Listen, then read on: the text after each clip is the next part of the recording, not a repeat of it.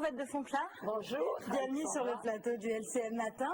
Vous êtes la créatrice du site internet poème-provence, un site où vous postez vous-même les poèmes que vous avez écrits. Alors vous allez commencer par nous raconter l'histoire. Alors, j'étais un peu étonnée en lisant votre parcours, puisque vous êtes passionnée de Provence, mais il me semble que vous n'êtes pas tout à fait marseillaise. Non, je suis lorraine. Je suis née à Nancy.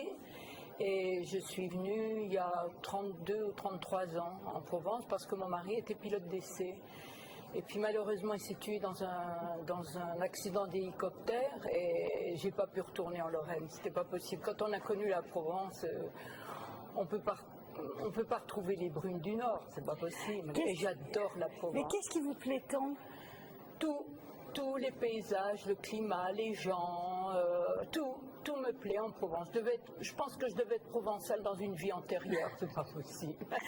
Alors on va revenir au site internet que vous avez créé, poème-provence. Ouais. Est-ce que vous pouvez nous dire comment vous est venue cette idée de créer ce site internet? Vous avez 74 ans, vous l'avez dit tout à l'heure. Alors à 74 ans, comment on crée un site internet? Mais écoutez, je me suis lancée, voilà, je n'étais pas... Je connaissais rien en informatique, vous voyez, je ne savais même pas ce que c'était sur une souris sur un ordinateur.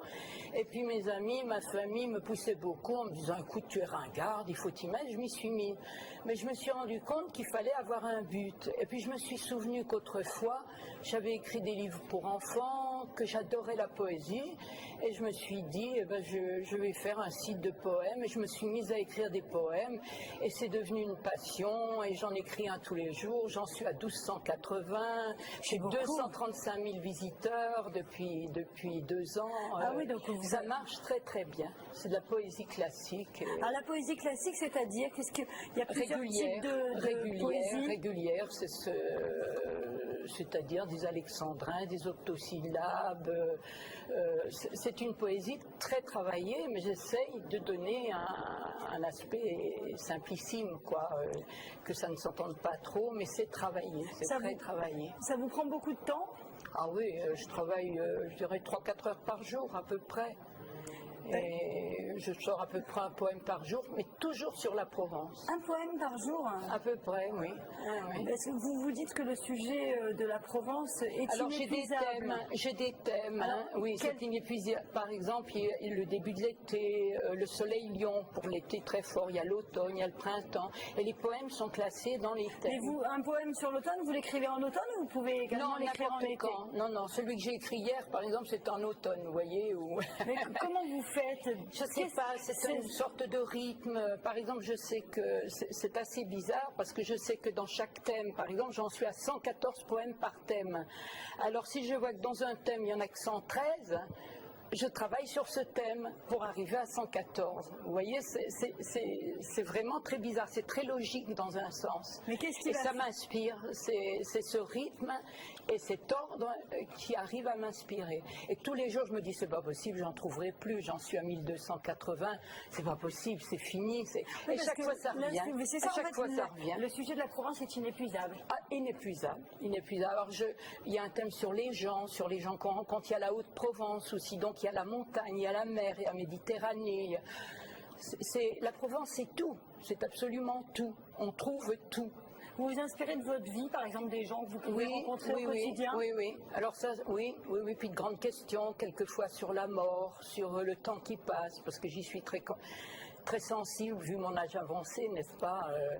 Et alors ça, c'est classé dans questions, les grandes questions qu'on peut se poser. Voilà. Et votre but, c'est quoi à travers ce site internet? Je ne sais pas, c'est qu'on me lise, parce que je crois que quand on écrit, on aime être lu. Et puis ça me donne de la joie, le rythme des poèmes. Et puis ça va, je suis toujours en tête sur Google, je suis toujours classée en premier. Donc ça me fait énormément plaisir. Maintenant, par exemple, on tape VET. Je suis sur la première page.